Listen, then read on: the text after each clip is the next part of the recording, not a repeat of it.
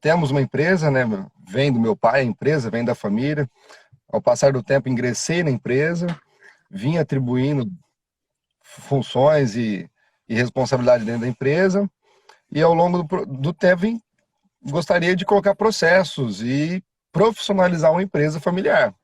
Não porque ela é familiar, é que eu gostaria que ela ficasse daquele jeito que todo mundo faz tudo e ninguém faz nada, e eu sempre fiz desse jeito e deu certo. Então não é por aí.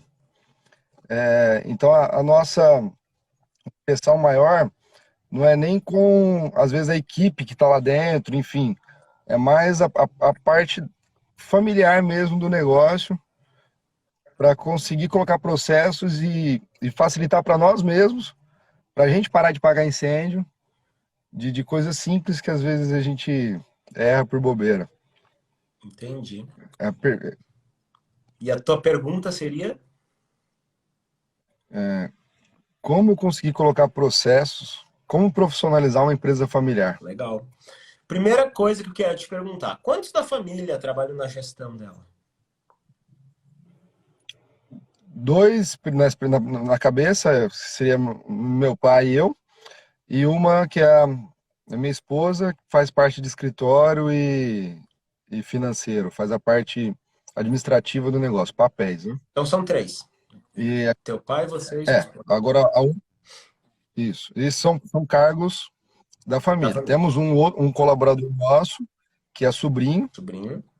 não, Não é não, sócio. não tem não tem participação, ele é colaborador mesmo, tem um pouco de facilidade de mordomia, né? Mas não porque é sobrinho, enfim, por causa do serviço entregue a ele, da responsabilidade pedida a ele, que eu te falo, o subordinado direto dele é meu pai. Então não tem uma cobrança, não tem uma meta, Uhum. não tem um direcionamento legal. Entendi. A outra equipe que fica de produção é sob minha responsabilidade. Só que a hora que a gente começa a adotar processo, às vezes esse processo muda de forma variável, sem um fundamento, porque na cabeça do dono era para ser feito, fiz e depois a gente resolve o que é para fazer. Depois se vai dar certo ou não, a gente vê lá para frente. Certo. Vamos lá. A primeira coisa, assim, ó, independente do tipo de empresa, se é familiar ou não, e principalmente quando se tem sociedade, é que ela tem que acontecer um negócio chamado hierarquia, organograma. E o organograma estabelece responsabilidades. Isso é um negócio que lá no meu curso eu já ensino ali nos módulos iniciais, ali você já define isso. Por quê? Porque hierarquia é a gente estabelecer os papéis. Você é responsável por quê? Você é responsável por quê? O que está acima de você, o que está abaixo de você, todos os papéis atribuídos lá. E a hierarquia ela precisa ser respeitada. Por mais que o presidente, o diretor esteja lá em cima, abaixo dele tem algumas pessoas que vão exercer o nível tático, as gerências, a supervisão, enfim. E abaixo do nível tático tem o nível operacional com as pessoas que estão executando. Esses papéis precisam estar definidos. E quando está definido, significa que eu vou responder sobre aquilo que eu tenho responsabilidade, aquilo que eu não tenho, eu não respondo. É aquela pessoa que responda. Quem está abaixo de mim, eu não passo por cima. No momento que isso foi definido, isso tem que acontecer. Numa empresa familiar, principalmente com sucessão, acaba que é mais difícil. Por quê? Tem toda aquela bagagem. Pô, cara, eu comecei essa empresa, era outra realidade, é diferente. Eu tenho um aluno meu, cara, que eu gosto de citar ele, o nome dele é Tarcísio. E o Tarcísio passou pela mesma situação. Ele tem uma loja de peça de caminhão, oficina, e a empresa começou, foi o pai dele, uns 50 anos atrás, e ele assumiu. Quando ele entrou no meu curso, o pai dele me odiava. Me odiava. Ele queria ver o bichinho aquele na frente e não queria ver o campo.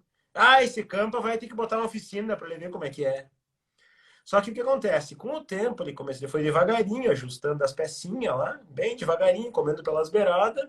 No tempo, o pai dele viu que aquela organização toda ali parou. Ele parou de ter que correr, ele já era um senhor mais de idade, parou de ter que se estressar tanto, gostou do negócio. Mas o que eu quero te falar com isso? exige uma certa dose de paciência, de conscientização.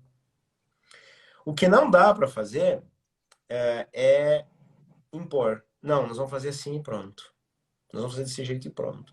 Tudo tem que ser analisado, conversado, definido em conjunto. O que está te incomodando aí? Tá? Me incomoda que eu tenho que fazer isso e isso. Tá, como que a gente vai evitar isso? Vamos evitar organizando desse jeito aqui. Vamos testar? No momento que a gente testar, cara, tem que fazer isso acontecer. Então Sim. tem que haver esse alinhamento, tá? Até onde você responde, até onde eu respondo.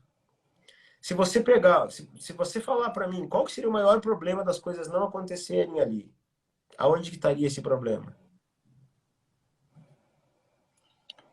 No nosso caso, que são repetições de erros, de erros constantes ou erros antigos, que não, se errar uma vez é humano, agora errar duas vezes é burrice, Por né? exemplo, Então, gente, vamos supor vendas, pega um campo de vendas. tá, A gente a gente precisa abrir clientes, precisa fazer mais vendas de clientes diferentes, e a gente não consegue montar uma equipe de venda. A equipe de venda fica centralizada no presidente. que é o teu pai.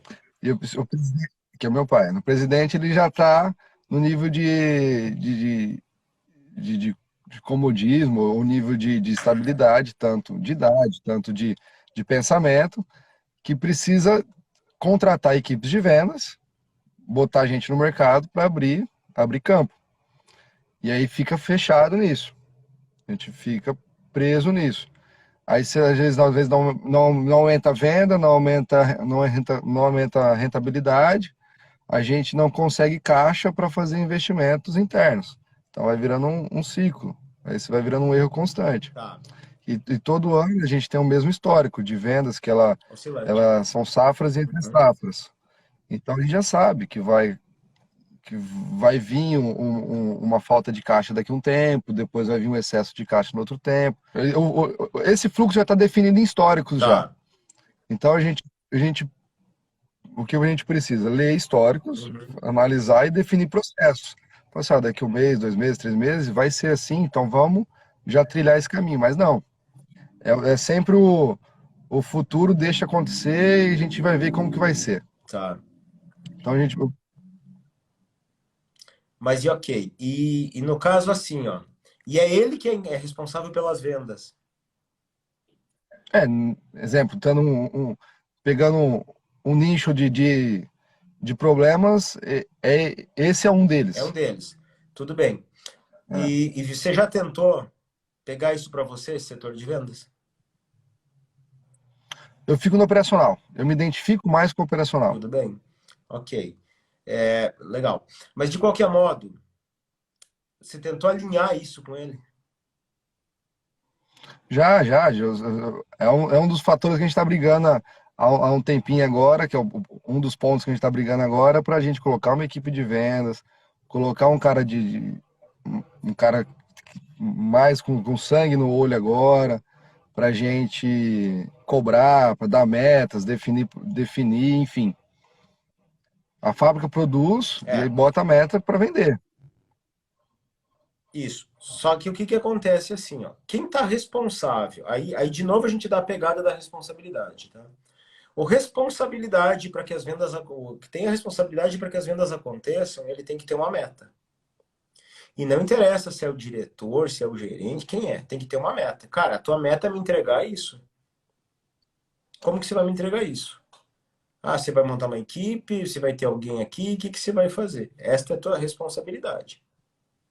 Se a responsabilidade não está acontecendo com essa pessoa, cara, se não está acontecendo, eu vou ter que tirar de você essa responsabilidade. Sociedade é assim. É assim que funciona. Cada sócio tem que ter é mesmo o sócio que trabalha numa empresa, Augusto, ele tem que ter responsabilidade como um funcionário qualquer. O cara está trabalhando, ele tem que entregar uma responsabilidade. Vê que hoje a palavra da live foi essa, responsabilidade. Então, ou você me entrega a responsabilidade, ou nós temos que ter alguém que entregue a responsabilidade. Como é que a gente vai resolver isso? Você vai entregar ou vou ter que passar para alguém que entregue? Então, dito isso, como você já tem esse histórico de períodos de alto, períodos de baixa, tem coisas que a gente consegue mexer na venda regular, tem coisas que a gente não consegue porque é safra, né? Não tem jeito. Mas tendo safra, eu consigo explorar ao máximo. Então, a meta aqui é tanto, a meta ali é tanto. E como é que a gente vai fazer? Aí é planejamento para que isso aconteça. Isso eu chamo numa empresa de máquina de vendas. Eu tenho um módulo inteiro que eu ensino que eu chamo de máquina de vendas. Como você prepara a empresa para ela vender aquela quantidade no volume que você quer. Mas para que isso aconteça, a pessoa que está com esta responsabilidade, ela tem que comprar essa ideia. Ou ela compra essa ideia ou tiro dela. Por mais que seja o teu pai, você é sócio dele, não é? Sim, por mais que ele seja o dono do negócio também, né? Tá, mas você é dono também. Você é sócio ou não é? Isso que eu queria entender. Você Sim, é sócio. Então, não, só pai, óbvio. nós precisamos esse volume de vendas. Você vai cuidar disso ou eu vou ter que botar alguém que cuide disso? O que a gente vai fazer aqui?